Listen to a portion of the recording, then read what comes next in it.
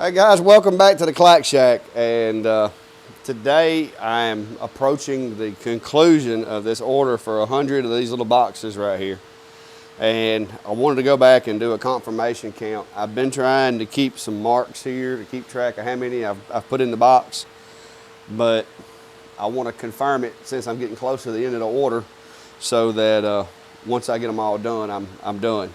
But for all of y'all that have noticed all the messages and stuff from the May Made It's followers, these are the ink bandits that I've been working on.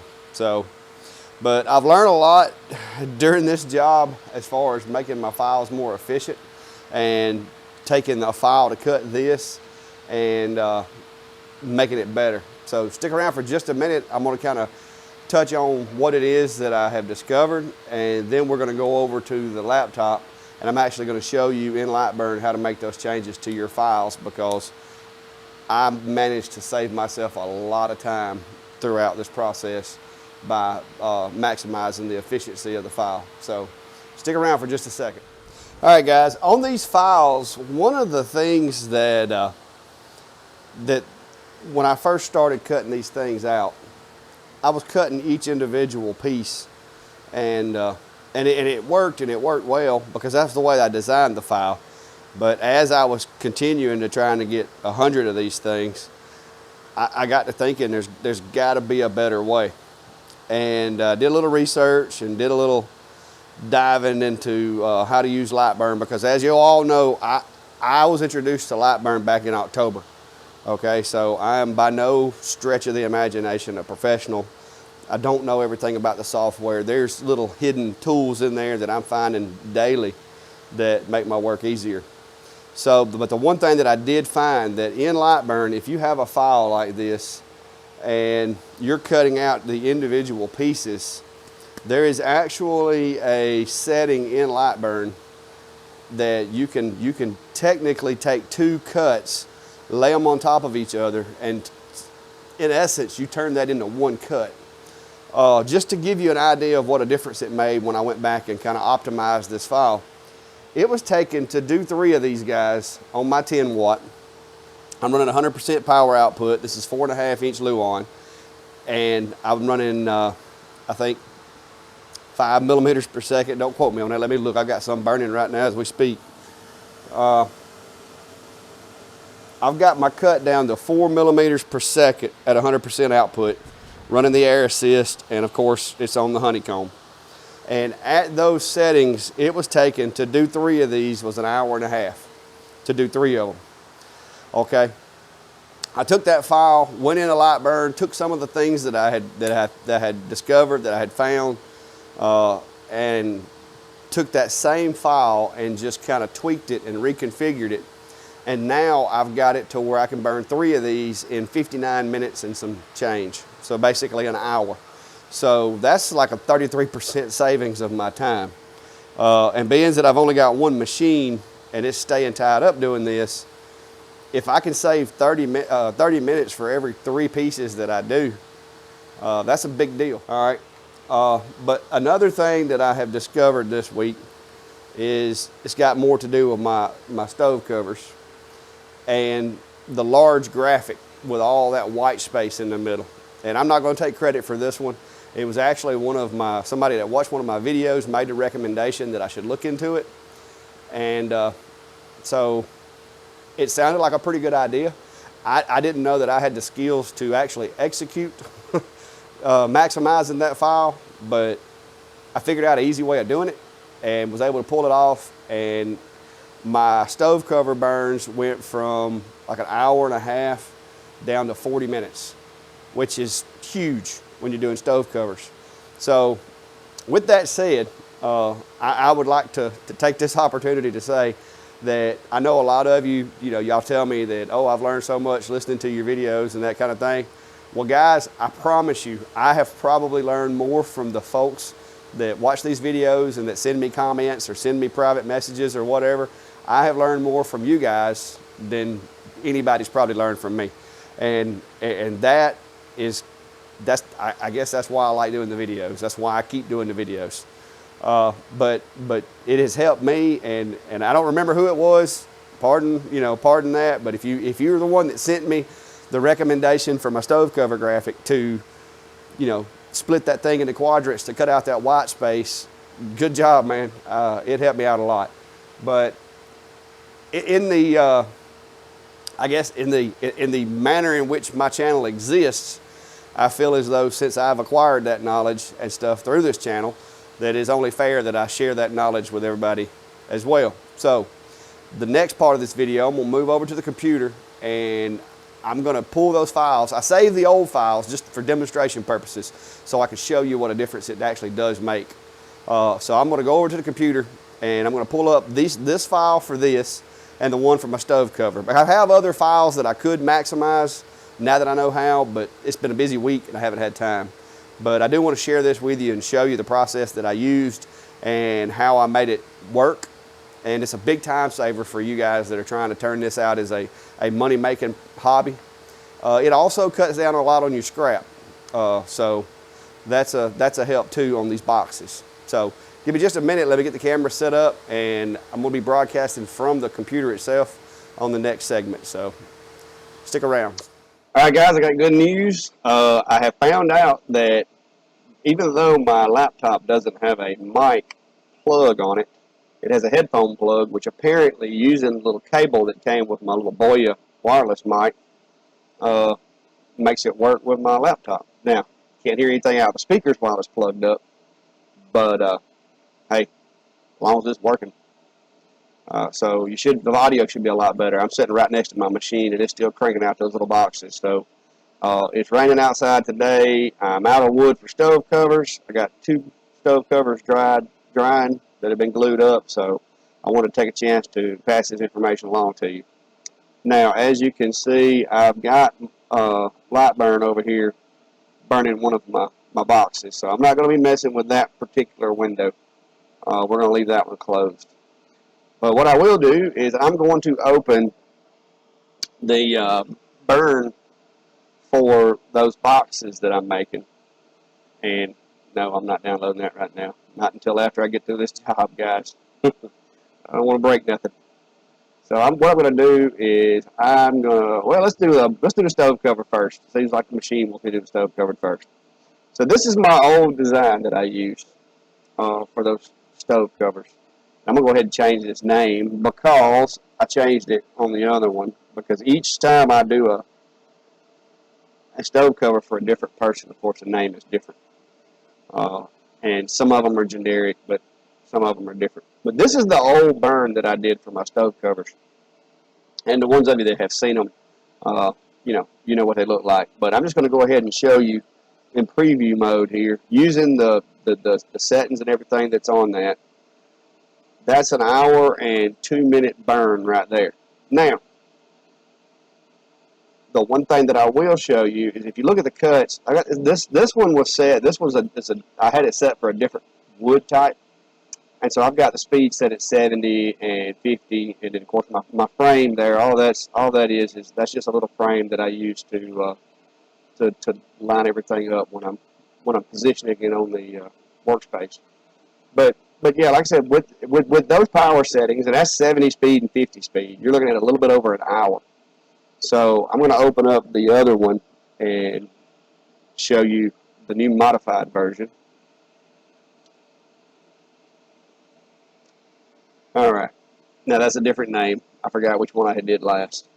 And if you look, all my speeds, I've slowed the speeds down to make this cut a lot deeper. I went to using pine wood, and pine does not like to be laser etched.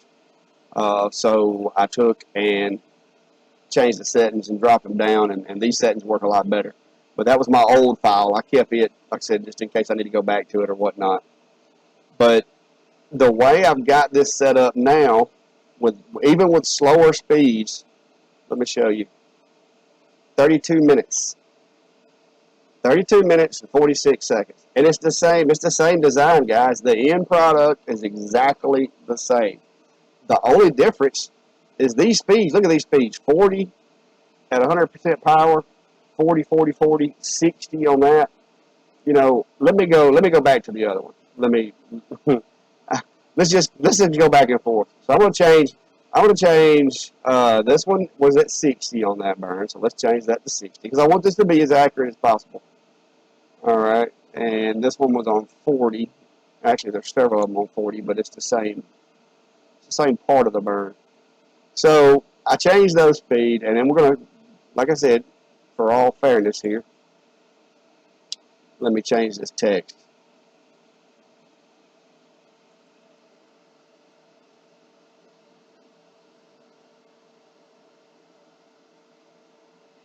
Here. Typing's not my strong suit, guys. Alright, so this one's exactly the same as the other one now. I could just open two instances. That would be a little easier, but we'll do it this way. So there you have it. An hour and 6 minutes and 36 seconds. I changed these to use the same power settings as the other burn, but this burn is going to take an hour and 6 minutes and 36 seconds. I've made probably 7 of these using this design, and the whole time I could have been saving 30 minutes. So, you see what this is. This is just one graphic put in there with a name, okay? So, just remember what that looks like. I'm going to open up the new and improved version.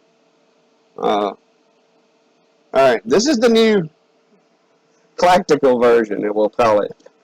And like I said, I can't take credit for this, guys. I had somebody watching my videos, and they're like, hey, you might could save some time if you divided this thing up and removed some white space. And, you know, I thought about it. I was like, yeah, I think that sounds like a really good idea, but I don't know how I would go about doing that. But so then I just played around and figured it out. But it's the same. This is exactly the same burn. All right, but you go here, 32 minutes. That's a savings of 30 minutes. That means that I can do 3 of these in like an hour and a half, whereas I can only do 1 in an hour doing it the other way. So it's a big savings. All right, so everybody's like, hey, okay, enough of that. Show us how to do it. So what I'm going to do is I'm just going to start a new project. I don't want to go messing with that one, guys. That's one of my money makers right there. I can't mess that one up.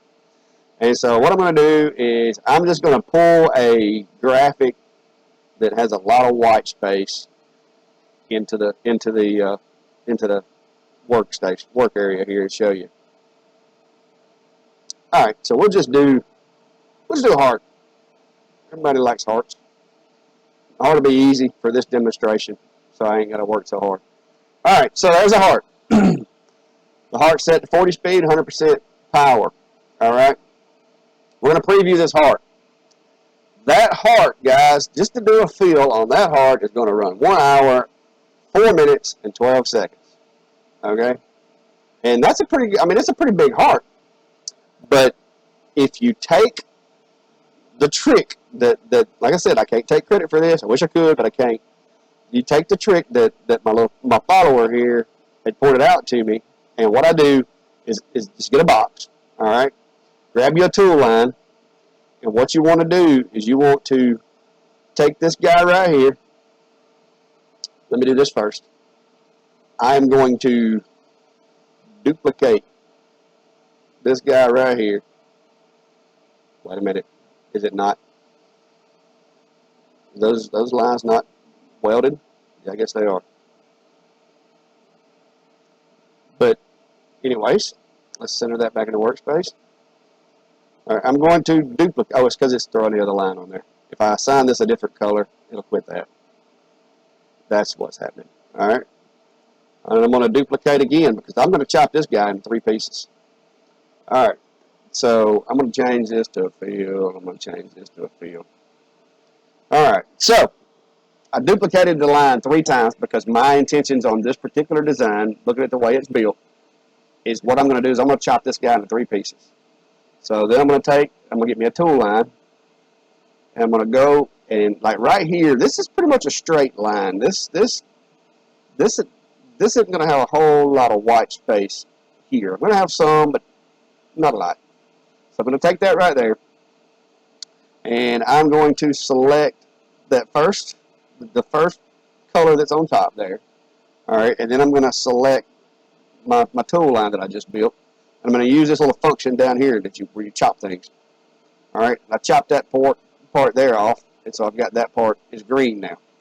So that's gonna be this layer here.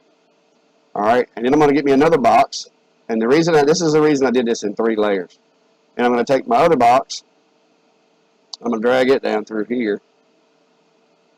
I wish I had like 2 mice. That would be a lot easier to work with. Let me just stretch this.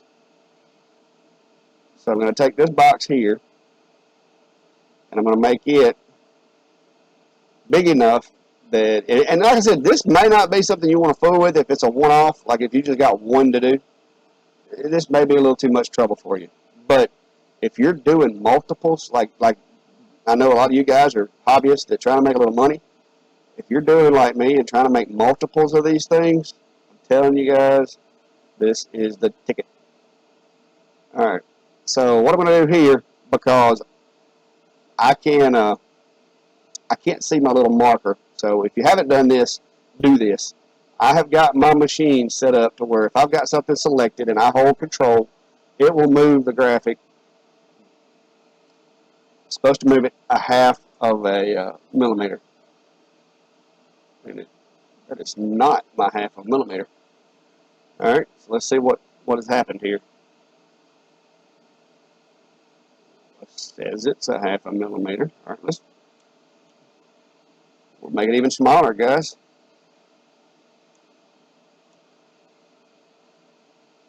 Maybe it's because I'm just zoomed in so far. All right, so let me make sure I got it selected. Ooh, I can't even tell that's moving.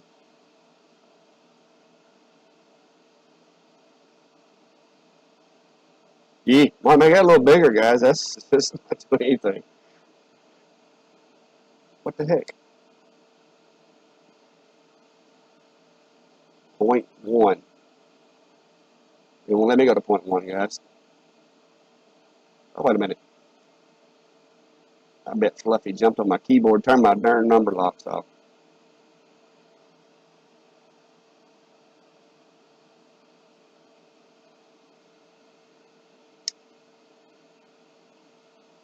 I'm going to get this down small enough where I can move this thing.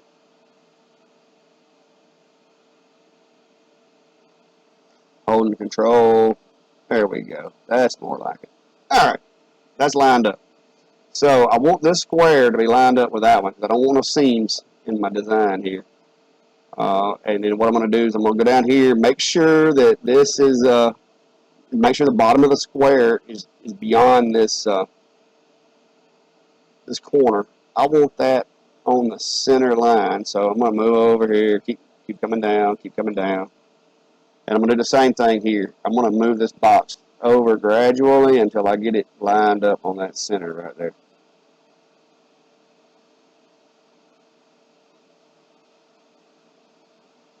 And that's just my OCD at work, guys. Sorry about that. All right, so next step, select the heart part, the heart first, and then you're going to want to select your line that you just made, and then use the little cutout option. All right, so now we have these different shapes. Now, this black one, if you remember, that was the original shape, and so that black one hasn't been cut yet. That's why I did three different shapes here, or 3 different layers. So what I'm going to do now is I'm going to make me another line. I'm going to grab me another T2 here, and I'm going to take it and drag it across and down. Like I said, make it a little big, and that way when you do zoom in and go to moving it, it works out.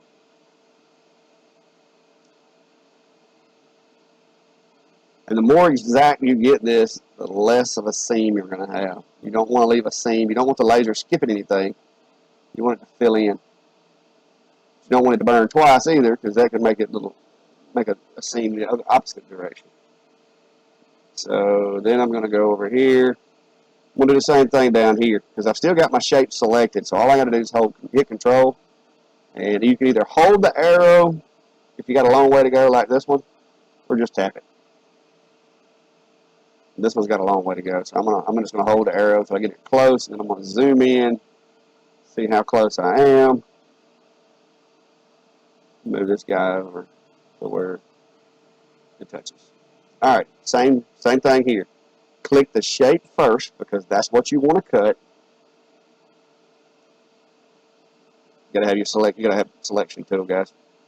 Select your shape first because that's what you want to cut, and then your tool line because that's what you want to cut it with, and then cut. All right, now let me make sure that this is the way that everything worked the way it's supposed to. So I'm gonna turn off the top of the heart. Yes. I'm gonna turn off the left of the heart. Yes. And I'm gonna turn off the right of the heart. Yes. Okay. So I have 3 separate pieces that make up this heart now. So it's technically 3 different layers. Let me preview the time on this guy. 21 minutes. So that approach just saved us 21 minutes. So I'm gonna be honest with you guys. Like I said, when the guy sent me the message, I thought to myself, that sounds like a pretty good idea. I did not realize how much getting rid of this white space here was going to affect it, because what you're doing in essence is you've taken this shape and you've turned it into a line. Because if you set, like, if I wanted my green layer to burn first, I'd put it up front, then I'd do the right one and then the left one. When the machine starts cutting these, you're going to have some white space right here. There's really, I mean, you could chop this thing up into a bunch of pieces, I guess, and maybe get rid of that. But I can deal with, a little bit. But what you did is between here and here, all of this white space that it's got to traverse is gone now. And so that, guys, is how you maximize a large burn to save yourself some time. Like I said, would I do this on a small burn that it's a one-off that I'm going to do one of and I'm done with it? Probably not. Because the time that it takes me to design this, I'd rather just go ahead and burn it and be done with it. But if you're like me and you get orders of 100 of this or 200 of that, 30 minutes is a lot when you multiply that times 200 or 100 or even 50.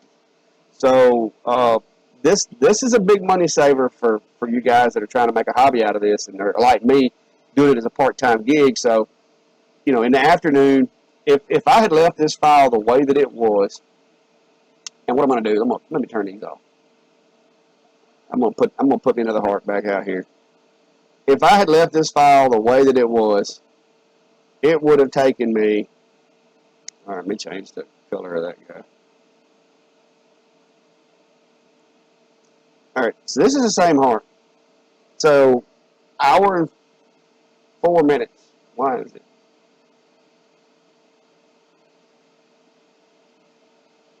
Okay, it must be. Oh, that's why. 42. There's 42 minutes for that one, and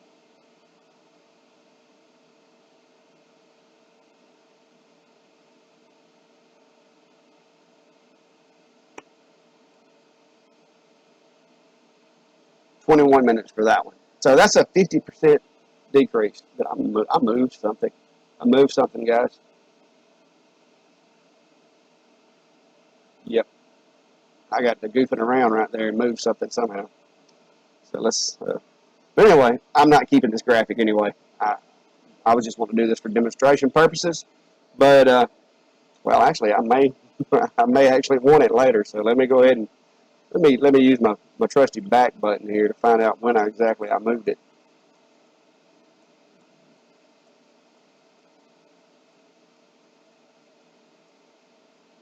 It was before then. There it is. That was it right there, guys. These big chunky fingers on the keyboard and mouse. But anyway, I'm going to save this actually. Valentine's Day is not far away.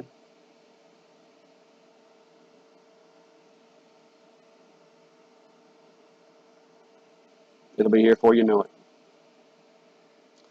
All right, but anyway, guys, that's how on these large files. That is how you get rid of that white space and make these things burn a lot faster. So I'm going to close this out. Take me a little quick break, right quick, and we'll move over into the box file and how to remove some time off of one of those burns. So give me just a second. All right, guys, now we're going to move over to the box that I've been working on, and I'm going to show you what I did with it. It's a different type of design, so where am I at? Give me just a second. I'm lost in my directories. Let's see, where's my nice folder? Here we go. All right. This is my old design for this these boxes that I was burning. And I built the file in Lightburn, and I laid it out this way, trying to get as many of them on a 16 by 16 as I could. And it did a good job. It cuts them out. They work great. Everything fits nicely. But this is what you run into when you're trying to burn them. That is an hour and 27 minutes and 4 seconds of burn. Okay. I had burned probably 50 of these things before I realized that there was another way, an easier way, and a better way. And so I took the file. This is the file. I did not change any of the designs, and I created a modified file to maximize the cuts. And what I did is basically I put the boxes together. I put them together, lined everything up, put the boxes, the way that they're supposed to be. All of my little pieces fit together just like they will when you purchase them. And that's how I burn them now. All right, now watch this. All right, when I go to preview, 59 minutes. So I took 30 minutes off of this burn simply by putting these pieces together and lining everything up. And like I said, I could probably, next time I build one, I'm going to build it out like this, and I could probably do a little better job of maximizing everything.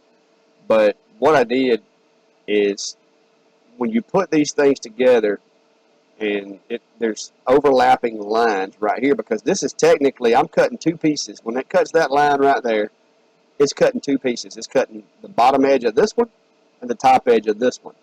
Whereas the other way I had it laid out, it was cutting this piece completely around, and then it would cut this piece completely around. So in essence, what I did by laying them out this way is I have saved myself 1, 2, 3, 4, like right there. There's 4 cuts right there that I'm not even having to cut the centerpiece out. The centerpiece is actually being cut out as a result of cutting the pieces around it, if that makes sense to you. So I'm really only cutting these pieces on the outside, but a byproduct of it is that this piece falls out, and it is cut. Same thing here. I'm not cutting this centerpiece technically. I'm cutting here, here, here, and here. But the scrap that falls out is this centerpiece. That's what it boils down to, guys. And then like these little lines here, I got to noticing that these teeth are the same too, and so I line those guys up so that it does the same thing. As I'm cutting this one line right here, I'm cutting the bottom of this one and the top of that one. And the way that you do that is once you get this thing laid out where all these lines are lined up as best as you can get them on top of each other. Let me move my little head over here. Down here in the optimization settings, and I didn't even know this like box existed. I saw it. Somebody commented. Somebody said something about it. I saw a video. I don't remember where I saw it, but right here where it says remove overlapping lines, if you turn that on, let me see if I turn it off, if it'll put it back to the hour and a half burn. No, because of the way I got it laid out, I guess it may have already removed them. But when I turned that on, when I did all of this, and I went in and I turned this on, it literally took, because I think it actually removes the lines, and that's probably what's happening. This is not putting them back. But when I engaged that, it literally shaved 30 minutes off this burn instantaneously. And I think what it is it actually physically removed those lines, and even though I'm turning that off, it's not going to put them back. But anyway, that's my second efficiency tip for the day. And then it works, guys. Like I said, that's the proof's in the pudding. All right, 59 minutes on that one.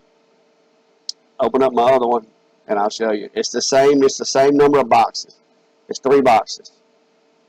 I don't want to change that. And it's the same 3 boxes. I just got the pieces laid out in a different configuration. And it's an hour and 27 minutes. So that's 30 minutes right there, guys. So the time that it would take me to burn 3 16 by 16 sheets in this format, I could like have burned 4 16 by 16 sheets in the other format. So that's definitely increasing my productivity, and it's made things go a lot faster. And I've got a box over here burning, and as soon as it gets through, I will. I'm going to show you. I'm going to lift it off and videotape that so that you can see how the actual file comes out of the machine. But anyway, I'm going to get off the computer and get back to the camera, and we'll wrap this thing up, guys.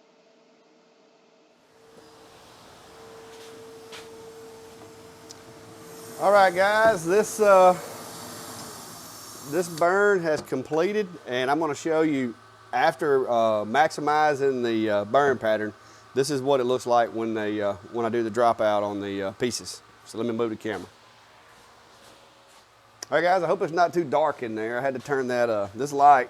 I'm going to have to get a new one. I don't know if you can see that, but I have found that something about the wavelength of that light my camera does not like. So I'm going to be replacing that guy so that I can show y'all stuff with the light on. But this is the file that we just went over. Let me get you where you can see a little better. All right. But that's the one that we were working with on the little boxes that I'm making. And what I'm going to do now is I'm going to just lift this out and show you the way that they came out, that they come out, and it'll make sense to you when you see it. But some of these cuts are tight, but that's the scrap. I don't have any pieces in here anymore. I still got a couple of little usable pieces. I got a buddy that makes earrings with the D1, and I've offered this scrap to him because I really can't do much with this. And so he's supposed to be going to pick all this stuff up from me. I got a pile going for him over here.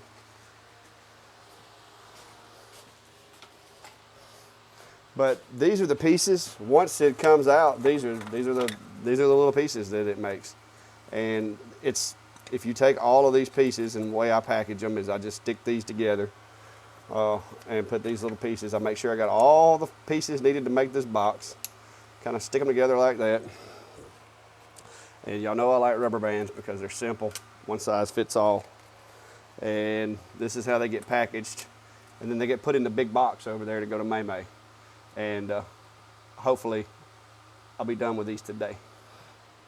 And just like that, guys, that's 90. Only 10 to go.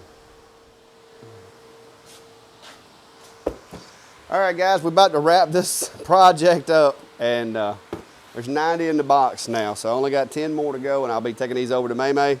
I'm going to do a little something different on the packaging. I'm still working out the details of that, and I'm not going to share it.